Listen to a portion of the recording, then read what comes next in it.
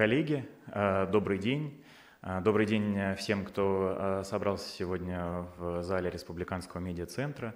Добрый день всем тем, кто смотрит и участвует в нашей пресс-конференции через интернет-каналы. К сожалению, сейчас такое время, мы заложники эпидемиологической ситуации, поэтому в любом случае всем присутствующим так или иначе большое спасибо. Начинаем пресс-конференцию деловой миссии Санкт-Петербурга в Республике Саха-Якутия. С 19 числа в столице Якутии, в Якутске, находилась деловая миссия из представителей научных учреждений, организаций малого, среднего бизнеса и крупного бизнеса из Санкт-Петербурга. Мы провели достаточно насыщенную деловую программу в Якутске, результатами которой хотели бы поделиться с вами сегодня в рамках данного мероприятия. Направленность нашего потенциального сотрудничества и встреч была максимально разной. Это и строительство, и судостроение, и взаимодействие научных организаций по самому широкому спектру, и подготовка кадров, и энергетика, и транспорт, и развитие малонаселенных и труднодоступных территорий. То есть, как вы видите, постарались максимально обсудить все вопросы, которые могут входить в стратегию развития, которые могут являться основой сотрудничества наших двух регионов. Поэтому давайте начинать. С нами сегодня присутствует здесь помимо деловой миссии Санкт-Петербурга и представителей правительства Санкт-Петербурга, присутствуют средства массовой информации. У нас здесь в зале Якутия-24, газета Якутия, холдинг Саха-Медиа и Якутское Саха-информационное агентство. И еще достаточно большой список средств массовой информации, печатных, интернет-изданий с нами посредством видеоконференц-связи. Представлю наших сегодняшних спикеров. Конечно, деловая миссия ими не ограничивается, но у нас ограниченное помещение в силу эпидемиологических запретов действующих. С нами сегодня вице-губернатор правительства Санкт-Петербурга, курирующий данную отрасль взаимодействия с Арктикой, Батанов Эдуард Викторович, председатель комитета Санкт-Петербурга по делам Арктики Широков Герман Германович, заместитель генерального директора холдинга «Алмаз-Антей» Власов Олег Викторович, Северо-Западного центра холдинга «Алмаз-Антей». И с нами Заварзин Алексей Алексеевич, заместитель директора по научной работе Всероссийского института генетических ресурсов растений имени Николая Ивановича Вавилова. Так что, коллеги, позвольте начать. Начнем мы с небольших вступительных слов коллег, которые провели достаточно интенсивные несколько дней, которые поделятся с вами результатами. Дальше мы перейдем уже к вопросам. Олег Викторович, начнем с вас. Какие результаты были достигнуты вами? О чем бы вы хотели рассказать? Добрый день, коллеги. Сначала хотел бы выразить благодарность правительству Санкт-Петербурга за организацию этого визита, потому что это намного облегчило нам все контакты, ну и также команде, которая сопровождала нас, потому что без их помощи тоже было очень сложно сделать. Действительно, у нас было очень много встреч, все они положительно оказались. Наш визит сюда является в том числе продолжением договоренности, которые были приняты на видеоконференц-связи 4 сентября с правительством Якутии. Мы разработали дорожную карту, которая построена на стратегии социально-экономического развития арктической зоны Республики Саха-Якутия, принятая в республике в августе месяце этого года, то есть совсем свежая. В ней мы отобрали около 10 флагманских проектов, в которых концерн, в частности Северо-Западный центр концерна «Алмаз-Антей», мог бы принять непосредственное участие. Собственно, по этим проектам мы провели встречи с органами исполнительной власти, которые курируют эти проекты, с непосредственно разработчиками этих проектов. сообществом предпринимателей, которые работают здесь, в республике. Результаты какие? Значит, мы вышли на соглашение с Государственным комитетом по обеспечению жизнедеятельности Республики Саха-Якутия по вопросам, связанным с прогнозированием, профилактикой и ликвидацией последствий чрезвычайных ситуаций и техногенных катастроф. Значит, нам, естественно, предстоит еще достаточно большая работа по разработке технического задания, по согласованию всех этих параметров. Надеюсь, что на следующей нашей встрече мы уже конкретно скажем, о чем идет речь. Особенно можно отметить здесь вопросы, связанные с северным завозом с использованием техники, которая производится концерном. Она, конечно, есть у нас и военная техника, безусловно, но есть и образцы, которые имеют двойное и гражданское назначение. Поэтому задачи, которые решаются с этой техникой, я полагаю, позволят решить очень многие проблемы. Кроме того, мы наметили конкретные шаги с органами исполнительной власти, образовательными организациями республики по внедрению аддитивных технологий в образовательные процессы, по подготовке преподавательского созстава, дополнительного образования, специального образования. Провели ряд встреч с резидентами ювелирно-гранильного кластера, которые занимаются в том числе и, помимо классических камней, да, и еще занимаются сбором, обработкой, экспортом мамонтовой фауны. Ну и оказалось, что у нас есть ряд оборудования, производимого нами для наших целей, но которое может быть адаптировано и под эти кластеры. То есть мы говорим о том, что концерн занимается в том числе и социально-экономическим развитием республики. А эти проекты, они между собой, естественно, очень тесно связаны, потому что если мы говорим о внедрении какой-то технологии, то ее нужно научить. А если научить, значит, это, соответственно, задействовано местное образовательное учреждение, это открытие новых рабочих мест. И опять же мы приходим к тому, что люди будут в республике заняты с использованием технологий концерна. И это в том числе опосредованно влияет на туризм, который в республике начнет активно развиваться, потому что кластерные проекты, они непосредственно связаны с туризмом. Доклад закончил. Спасибо большое, Олег Викторович. Алексей Алексеевич, продолжите по результатам вашей работы на научном фронте? Да, спасибо большое, с удовольствием. Также хотел бы начать свое выступление с признательности как правительству Санкт-Петербурга, так и правительству и научным, академическим организациям Республики Саха-Якутия за вот это мероприятие, за эту миссию и за возможности общения и взаимодействия. Я представляю академический кластер Санкт-Петербурга, кластер наук о жизни и сельскохозяйственных наук, непосредственно Федеральный исследовательский центр, Всероссийский институт генетических ресурсов растений имени Николая Ивановича Вавилова. И вместе с партнерскими организациями в Санкт-Петербурге мы развиваем сотрудничество с субъектами федерации в части пополнения, сохранения и изучения генетического разнообразия растительных ресурсов для целей продовольственной и технологической безопасности страны.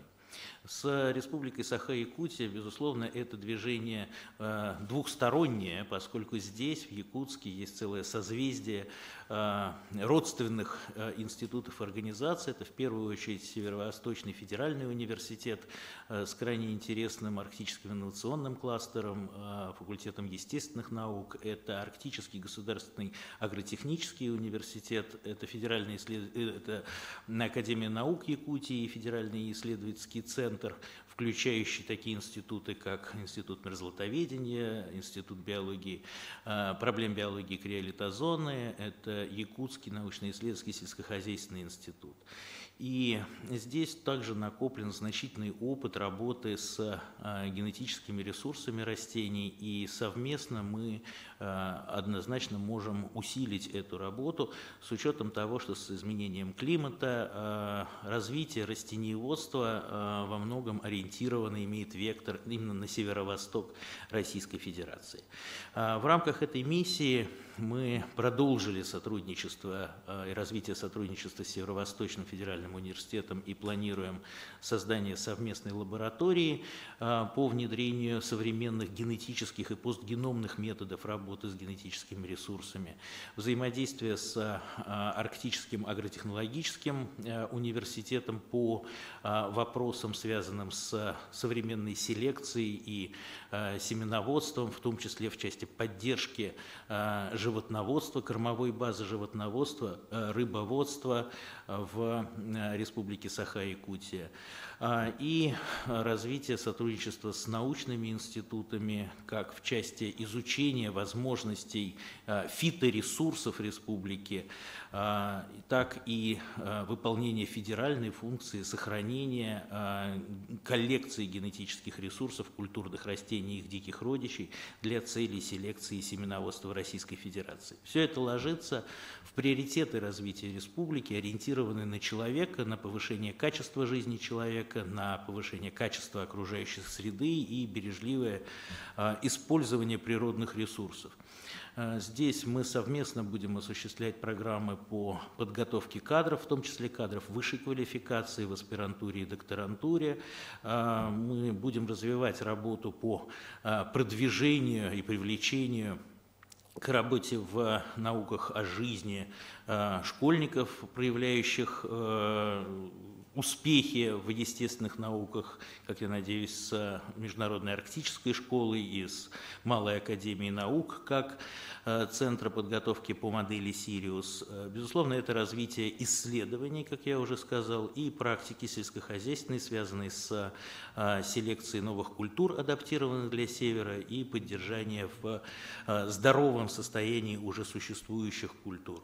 И это работы по созданию ресурсов для повышения качества питания и использования продукции, которая производится здесь, в Якутии, для нужд и повышения качества питания и в других регионах Российской Федерации с использованием местных ресурсов. Еще раз хочу поблагодарить коллег, с которыми мы провели очень плодотворную работу в течение последних 2 дней. Алексей Алексеевич, спасибо вам большое.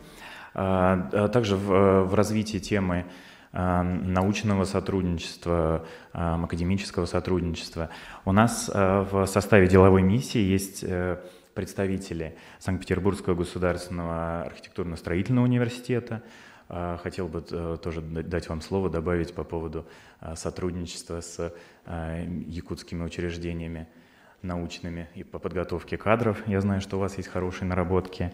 У нас сотрудничество с Северо-Восточным федеральным университетом. Простите, просто Петров Алексей Геннадьевич, заместитель генерального директора Санкт-Петербургского государственного архитектурно-строительного университета.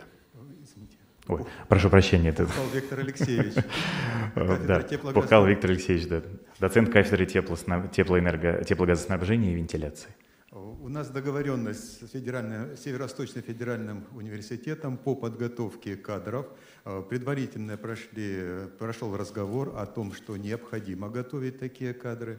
Мы предлагаем подготовку на уровне магистратуры и аспирантуры, то есть тоже кадры высшей квалификации.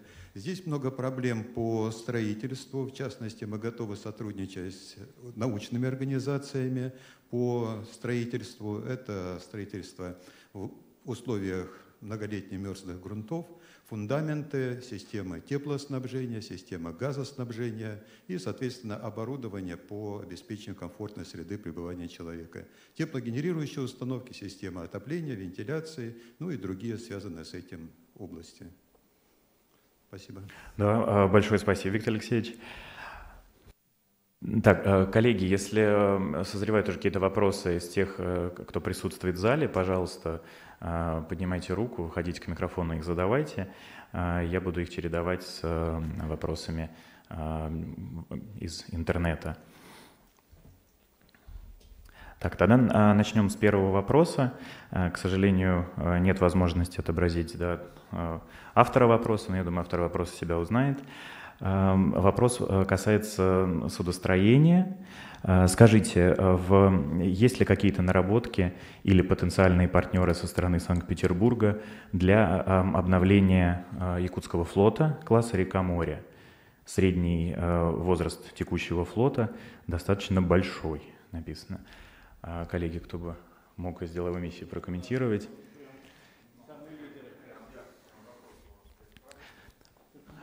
Подходите к микрофону.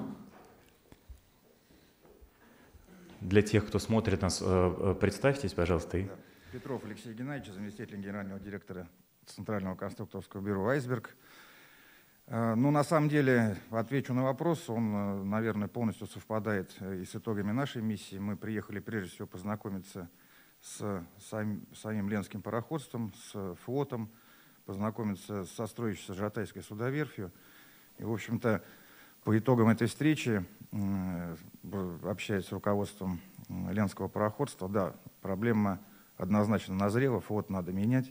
Мы со своей стороны предлагаем использовать в будущем флот на сжиженном природном газе для того, чтобы можно было использовать собственные ресурсы. И, в общем-то, учитывая и стоимость топлива, и себестоимость перевозок, то это перспективное, так скажем, дело. Ну, для того, чтобы эту программу осуществить, для этого нужно, так скажем, начать с самого начала. Мы со своей стороны хотим коллегам предложить концепты новых типов судов «Река-море», да, и сухогрузов, и нефтеналивных кораблей. Ну и уже по итогам этих проработок, я думаю, что однозначно необходимо создавать некую федеральную целевую программу, по которой производить обновление этого флота. Тут, наверное, без помощи федерального центра не обойтись. Спасибо. Спасибо. Поскольку, естественно, судостроительная промышленность представлена достаточно широко в Санкт-Петербурге, может быть, вы хотите добавить, да?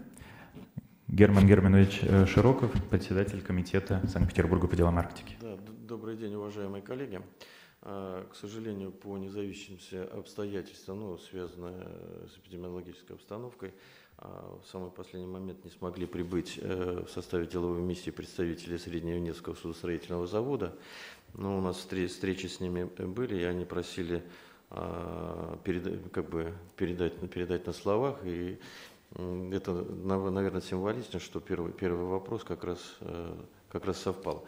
На самом деле в Санкт-Петербурге есть Средненевский судостроительный завод, который уже разработал модель, называется номер А4592. Это модель грузопассажирского судна как раз для рек Арктического региона, до 100 метров, может приставать к необорудованным причалам, вернее, необорудованным участкам местности, приходить в Шугу. И он разрабатывался как раз для этих меридиальных рек, регионов арктической зоны. Уже есть опыт, скажем так, как это все финансируется, как финансируется у ваших коллег из Красноярского края. В июле месяце на заводе заложено первое судно по заказу Красноярского края. Называется он Андрей Дубинский, а всего по заказу два таких судна. Как раз они будут курсировать в крае от Красноярска по Енисею до Дудинки. То есть почти аналогичные природные условия. Поэтому, отвечая, если коротко на вопрос, предложение у Санкт-Петербурга по данному вопросу есть уже определенный опыт.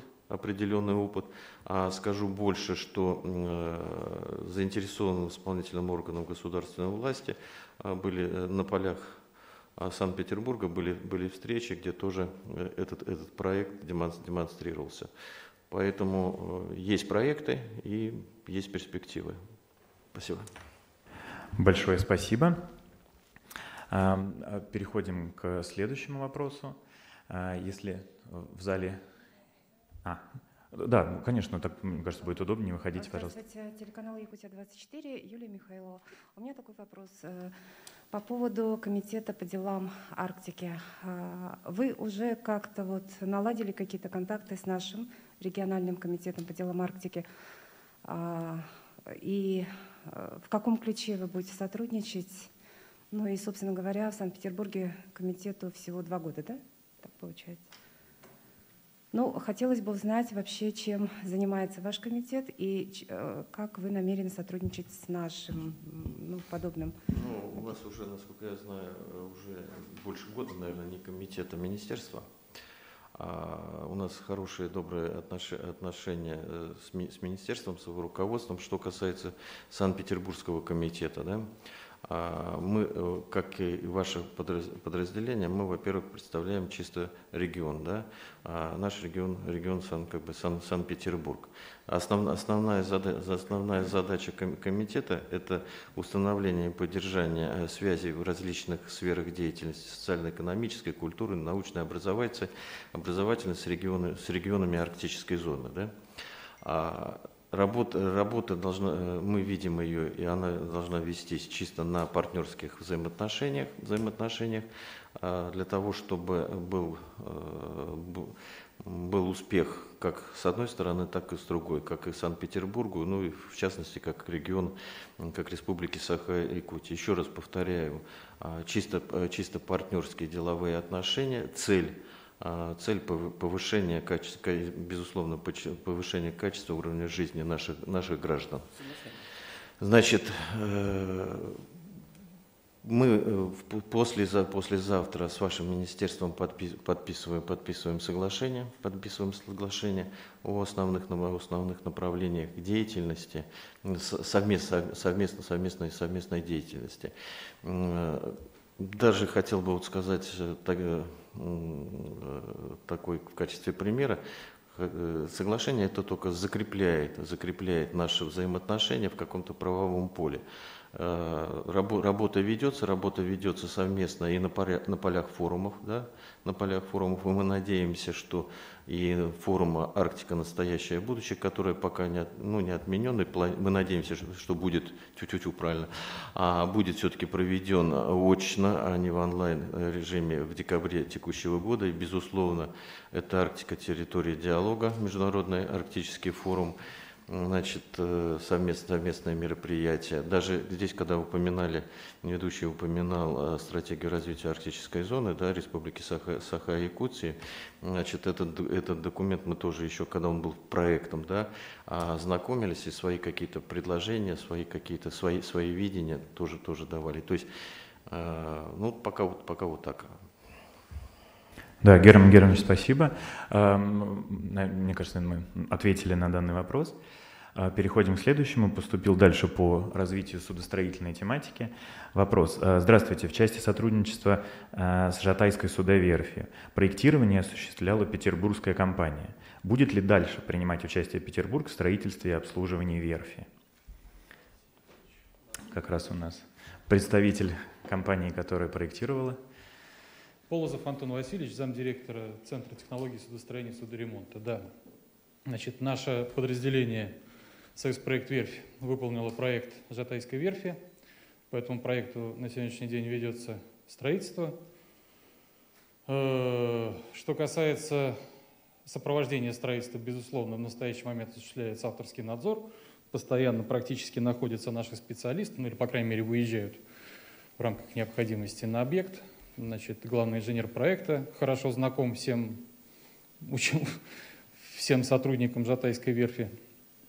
Значит, и, конечно же, мы будем продолжать, во-первых, следить за тем, чтобы эта стройка шла в нужном направлении, чтобы верфь была достроена, чтобы на ней могли как ремонтироваться, так и создаваться новые корабли, суда. Ну и, конечно, вот в ходе этой поездки удалось поговорить и с представителями ЛОРП, и с представителями министерства. Стало понятно, что переоснащение флота, реновация флота – это назрело и наипервейшее на сегодняшний момент дело. И, конечно же, максимальные усилия с нашей стороны будут приложены для того, чтобы наше детище, которое мы сконструировали, работало и приносило пользу республике. Ответил? Мне кажется, да. Спасибо. Большое спасибо. Следующий вопрос. Здравствуйте. В составе делегации деловой миссии есть представители науки, образования и судостроения. Рассматривается ли сотрудничество по другим направлениям? Ну, мне кажется, я с этого начинал, что у нас максимальное количество направлений затрагивается, даже если компания в основном работает там в одном, очень много проектов пересекающихся. Здесь я хотел бы, мне кажется, одно из направлений, дальше, коллеги, тоже присоединяйтесь, дополняйте, это развитие труднодоступных территорий, туризм с этим связанный, какие-то культурные проекты. Вот у нас здесь сегодня присутствует Мария Дмитриевна Юркина, Ассоциация развития и освоения труднодоступных территорий, Русское вездеходное общество, и коллега из Якутии, с которым много проектов связано у Санкт-Петербурга, Ипатьев Вячеслав Георгиевич, вдохновитель проекта «Покорители холода», который тоже познакомились в течение деловой миссии. Можете, пожалуйста, прокомментировать, какие проекты у вас? Вот микрофон, пожалуйста, выходите. Добрый день, уважаемые коллеги. Ипатьев Вячеслав Георгиевич, руководитель проекта «Покорители холода». Я прежде всего хочу выразить глубокую благодарность Комитету по делам Арктики, которые вошли в наш оргкомитет нашего проекта и оказали очень большую помощь и поддержку на этапе его становления. Этот проект уникальный, он не имеет никаких мировых аналогов по поиску самых низких температур на обитаемой части планеты, и таким регионом является Якутия. И этот проект мы при поддержке комитета уже выполнили тестовую экспедицию в этом году, в январе 2020 года. Она очень широко освещалась как у нас внутри республики, так и за пределами. Очень много было публикаций, большой общественный резонанс вызвал этот проект. И хочется отметить, что благодаря поддержке комитета мы, во-первых, половина участников это было из Санкт-Петербурга, 2 участника было, да, и экипировка, в которую были одеты наши участники, она была полностью предоставлена ведущей российской компанией Red Fox, которая тоже базируется в Санкт-Петербурге и которые оказали нам непосредственное участие. Но самое главное, мы видим участие комитета, это в том, что нам необходима большая научная поддержка институтов Санкт-Петербурга, таких как Институт Арктики и Антарктики, Геофизическая обсерватория ВАЕ, которые мы могли оказывать нам дальнейшую помощь в методическом обеспечении нашей экспедиции. Потому что поиск низких температур, он связан с определенной методикой, с определенным инструментарием, и тут поддержка научного сообщества Санкт-Петербурга очень необходима. Поэтому я надеюсь, что наш проект при поддержке комитета будет дальше развиваться, приносить известность нашей республике, Санкт-Петербургу, всей арктической зоне. Спасибо вам еще раз за поддержку. Спасибо большое. Спасибо. Мария Дмитриевна, добавите, какие у вас есть наработки по данному направлению?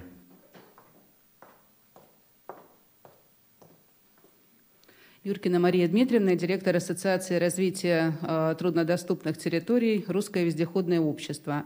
Мы производим уникальные вездеходы-амфибии, организуем научно-исследовательские экспедиции в труднодоступные места с целью выявления туристического потенциала таких территорий и, как следствие, прокладываем новые туристические маршруты, в том числе в арктические зоны. На самом деле я нахожусь под большим впечатлением от визита, от посещения вчера комитета по делам комитета предпринимательства, торговли и туризма. Мы познакомились с уникальными проектами в области туризма, которые уже работают в Республике Саха-Якутия.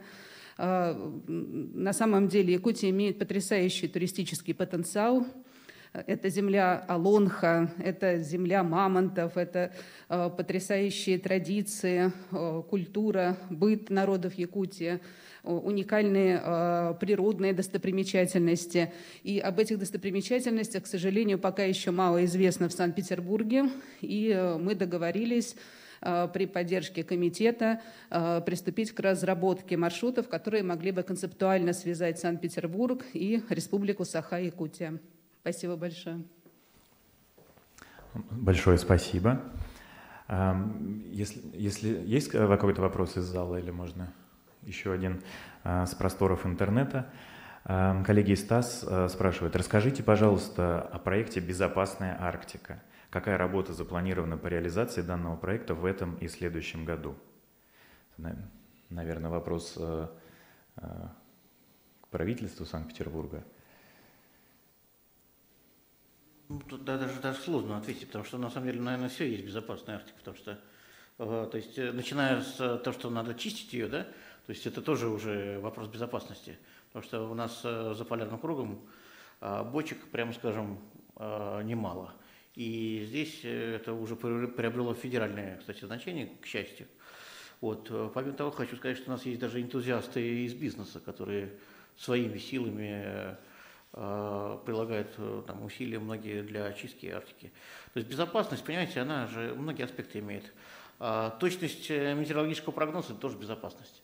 К сожалению, с этим у нас пока тоже, то есть, не очень хорошо обстоят дела, как бы там тоже есть чем заняться, в том числе и нашему вот создаваемому радиоэлектронному кластеру. Потому что это вопрос и связи, и прогнозирования, и безопасности мореходства, то есть это все вопросы безопасности. Вот то, что коллеги говорили, транспортные артерии, это тоже, наверное, можно сказать, что безопасность. Поэтому вот, я не склонен там, связывать там, безопасность Арктики такой, значит, сигнализацию поставил, и вот безопасно. То есть это вопрос жизнеобеспечения во многом. То есть доступности медицинских услуг в том числе. То есть у нас тут коллеги как раз были контакты и именно медицинским учреждениям, поэтому все это вопросы, ну, то есть нормальной жизнедеятельности. Вот, наверное, такой ответ будет. И могу еще так сказать, конечно, к сожалению, не все представители Санкт-Петербурга смогли приехать, потому что, конечно, вот этот масочный режим накладывает отпечаток, потому что у многих просто уже корпоративные запреты на командировки. Поэтому миссия, даже вот та, которая есть, хорошая, удавшаяся, она немножко там, в половину примерно меньше, чем мы планировали. Ну, будем надеяться, что следующее будет еще более представительнее. Я хотел просто немножко уточнение внести. Эдуард Викторович, он сказал так, в принципе, про безопасность Арктики. Ну, если брать дословно по вопросу, проект «Безопасная Арктика» – это один флагманский проект в Республике Саха-Якутия, где руководитель проекта – это Государственный комитет по обеспечению безопасности и жизнедеятельности. Да? А что касается участия Санкт-Петербурга в данном проекте, я не хочу повторяться, и думаю, Олег Викторович в своем выступлении уже как раз по взаимоотношению с данным госкомитетом как бы раскрыл эту тему, и поэтому… Если точно отвечать на вопрос, который был сформулирован, это вот так. Но если пошире и в более широком аспекте, это Эдуард Викторович ответил. Понятно, спасибо. Коллеги, у нас, поскольку достаточно ограниченное эфирное время, мы подходим к концу нашей пресс-конференции, и хотелось бы как раз попросить подвести некую промежуточную черту достаточно важного мероприятия, которое сейчас в своем самом разгаре, деловой миссии Санкт-Петербурга в Республику Саха-Якутия. Эдуард Викторович. Ну, во-первых, конечно, спасибо за слова благодарности в адрес правительства и комитета. Но на самом деле самое приятное, что я слышал, да, это что наш бизнес, наша наука нашла здесь контакты, установила контакты, которые могут перерасти в контракты. Собственно говоря, это самое приятное, что может быть.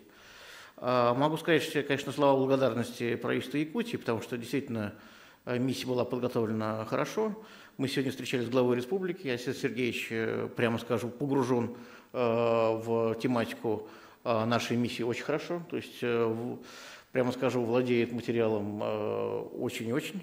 То есть многие вещи, прямо он действительно глубоко погружен. И это как раз говорит о том, что это не просто так мы приехали снег посмотреть, да? То есть это действительно деловая миссия. И у нас уже есть опыт деловых миссий вот именно в регионе Арктического пояса. То есть, и мне кажется, такая практика, она вот, очень полезна, потому что у нас не только вот там общефедеральные столпы, там, как Алма-Санте или Вира имени Вавилова, у нас есть вот та же самая Мария, вот она представляет у нас сектор малого и среднего бизнеса. То есть мы понимаем, что это такой широкого захвата у нас миссия, потому что питерская повестка, она очень широкая. То есть это и наука, это и образование, это, вот, как мы говорили, и проектирование судостроения, проектирование верфей, это и радиоэлектроника, это и туризм, это и вездеходная техника. То есть мы там, исторически являемся таким арктическим интегратором. То есть это и Институт Арктики и Антарктики, то есть это и гидрометы. То есть мы не в арктическом, к счастью, регионе, и мы не житница, там, но кузница точно. Вот, поэтому очень, очень приятно, что наш бизнес вот так хорошо откликнулся на призыв. Ну, будем надеяться, что следующие визиты будут и можно и в Петербург, и наш визит будет более представительным, потому что все-таки когда-нибудь масочный режим у нас закончится. А интерес нашего бизнеса, то есть, ну, я имею в виду широкую, так сказать, науку, я тоже считаю бизнесом, потому что это тоже двигатель нашей экономики. Поэтому мы очень рассчитываем на сегодняшние контакты. Вижу, что действительно контакт состоялся. Спасибо всем, кто принял участие. Спасибо правительству Республики Саха-Якутия. Ну, будем приезжать еще. Эдуард Юрьевич, спасибо большое. Спасибо большое, коллеги, все, кто нас смотрел, все, кто нас слушал. Спасибо всем, кто приехал, несмотря на масочный режим. И действительно, как Эдуард Викторович сказал, когда-то он закончится, и Республика Саха-Якутия увидит Петербург без масок. Хотя бы увидите, кто мы. Все, коллеги, всем большое спасибо. Спасибо. Да, спасибо большое.